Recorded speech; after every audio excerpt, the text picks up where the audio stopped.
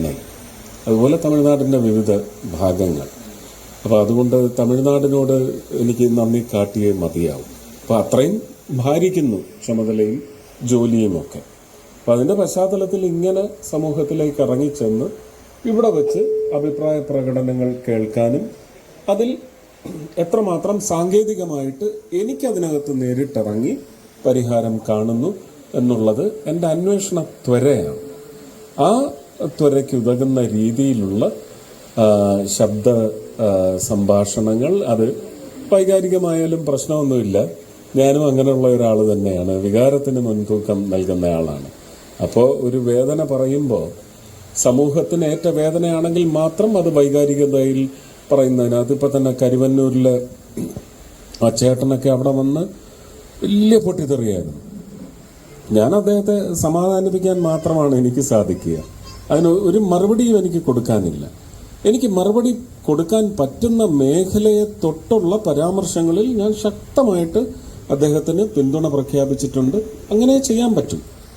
അതുപോലെ തന്നെ അവിടെ ഒരു അമ്മയും വന്ന് നിന്ന് ഒരുപാട് വിഷമം കരുവന്നൂരുമായി ബന്ധപ്പെട്ട കാര്യങ്ങൾ പറയുന്നുണ്ടായിരുന്നു. എല്ലാവർക്കും വളരെ സുപരിചിതമാണ്. ഇതിനകത്ത് ഇത്രയേ ഉള്ളൂ, എന്ത് ED ഉണ്ടെങ്കിലും, എന്ത് CBI ഉണ്ടെങ്കിലും, പോലീസ് ഉണ്ടെങ്കിലും, പട്ടാളം ഉണ്ടെങ്കിലും, മുഖ്യമന്ത്രിയും പ്രധാനമന്ത്രിയും ഉണ്ടെങ്കിലും, ബാങ്കാണോ, ഞാൻ എൻ്റെ കാശ് അവിടെ കൊണ്ടിട്ടോ, എനിക്ക് ആവശ്യമുള്ളപ്പോൾ ഞാൻ ചോദിച്ചാൽ എനിക്കത് തിരിച്ചു തരണം. അതിന് വേറെ അപ്പുറവും ഇപ്പുറവും ന്യായവും അന്യായവും ഒന്നുമില്ല.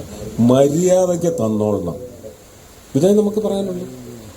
ഈ ഒരു മര്യാദയ്ക്ക് തന്നോളണമെന്ന് പറയുന്ന അഭിപ്രായത്തോട് ആർക്കെങ്കിലും വിയോജിക്കാൻ കഴിയുമോ?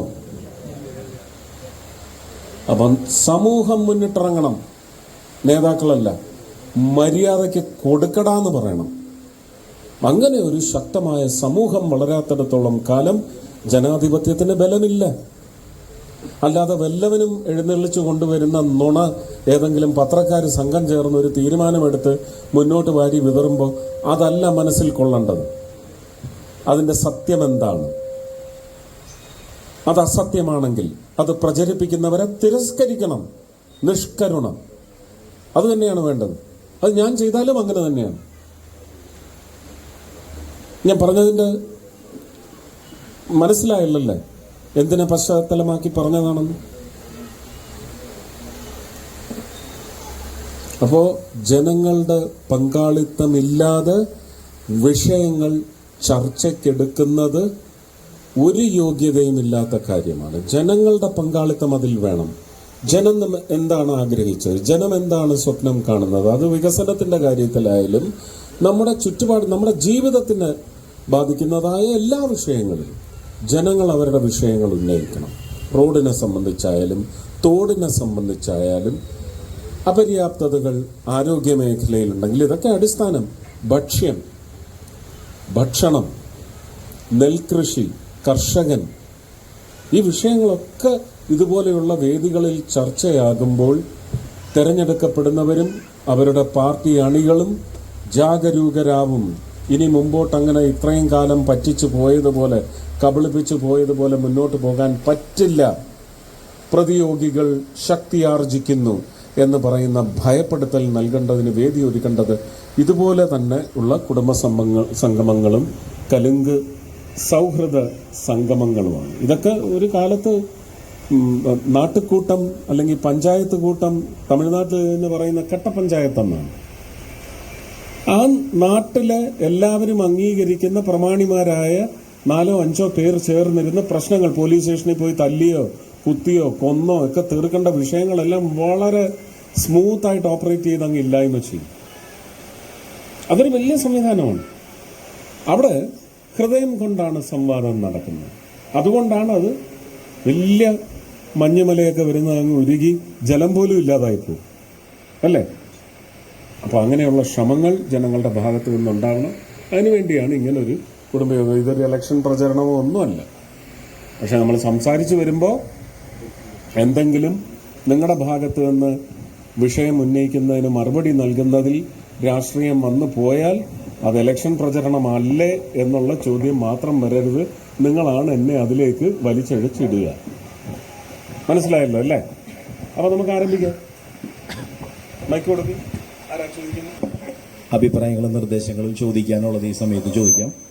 കൈ ഉയർത്തിയാൽ മൈക്ക് എത്തിക്കും.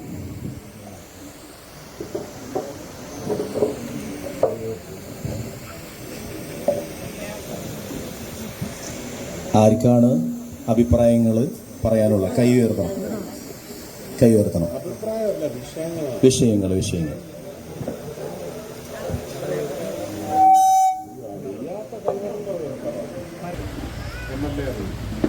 ഞാൻ ജസ്റ്റ് ഒന്ന് പറയുന്നു. ഞാൻ അങ്ങനെ നേരിട്ട് കണ്ടിട്ടുണ്ട്. എൻ്റെ വിഷയത്തിൽ നിന്ന് വിട്ടുകൊണ്ട് ഞാൻ 89 ആക്സിഡൻറ്റ് സംഭവിച്ച വ്യക്തിയാണ്. പക്ഷെ അതിൽ നിന്ന് വ്യക്തമായിട്ട് ഇന്ന വരെ ഒരു ആക്സിഡൻറ്റ് കണ്ടാൽ പോലും ഞാൻ അതിൽ നിന്ന് പിന്മാറിയിട്ടില്ല.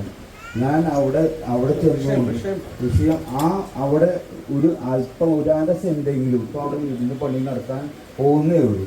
ഒരു അര സെൻറ്റെങ്കിലും അവിടെ നിന്ന് ഗ്യാപ്പ് ഇട്ട് കഴിഞ്ഞാൽ ഒത്തിരി ജീവിതങ്ങൾ രക്ഷപ്പെടും. ഇത് ആരോട് പറഞ്ഞാലാണ് നടത്തിത്തരേണ്ടത്? എനിക്കറിയില്ല. സാറിനോട് ഞാൻ പറഞ്ഞു. മുനിസിപ്പാലിറ്റിയോട് പറയണം. അവിടെ നടന്നില്ലെങ്കിൽ MLA പറയണം. MLA പറഞ്ഞ് നടന്നില്ലെങ്കിൽ കളക്ടറോട് പറയണം. എന്നോട് പിന്നെ പറയാം, ഞാനും അവരോടെ പറയും. ഓക്കെ, ഞാൻ ഒരു കാര്യം കൂടി പറയാം. ഞാനൊരു കാര്യം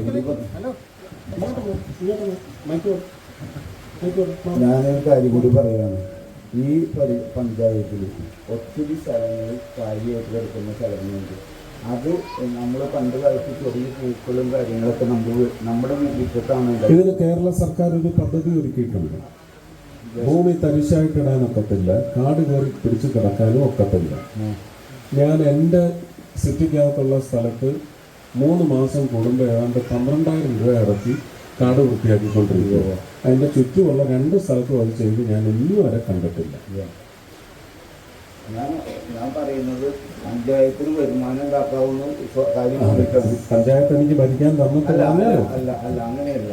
ഈ നടക്കുന്ന തരിശ് ഭൂമികളിൽ കുറച്ച് കൃഷി കൂടാതെ ഈ അങ്ങനെയുള്ള മനസ്സിലായി. സ്ഥലം കൂടി ക്ലിയർ. ഇതാരോടാ പറയേണ്ടതെന്ന് അങ്ങൊന്ന് പഠിച്ച് മനസ്സിലാക്കി. പഞ്ചായത്തിനോട് പറഞ്ഞു. പഞ്ചായത്തിന്റെ ഇരയാണ് ഞാൻ. അപ്പൊ ആ പഞ്ചായത്തിനെ വോട്ട് ചെയ്ത് തെറിപ്പിക്കണം. ആ പഞ്ചായത്തിന്റെ ഇരയാണ് ഞാൻ. എന്നെ അറിയാത്ത ഒരാൾ ഈ തൃശ്ശൂർ പഞ്ചായത്തിലുണ്ടാവില്ല. ഒരാഴ്ച കൊണ്ട് നൽകാമായിരുന്നു നൽകിയൊരു ഒരാഴ്ചന്റെ സങ്കടം അങ്ങനെയൊക്കറിയാം. ഞാൻ നിങ്ങളുടെ വീട്ടിൽ വന്നിട്ടുണ്ട്. പഞ്ചായത്തിനോട് ഒരാഴ്ച കൊണ്ട് എനിക്ക്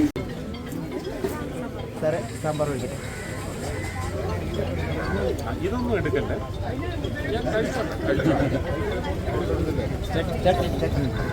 സാമാന്യ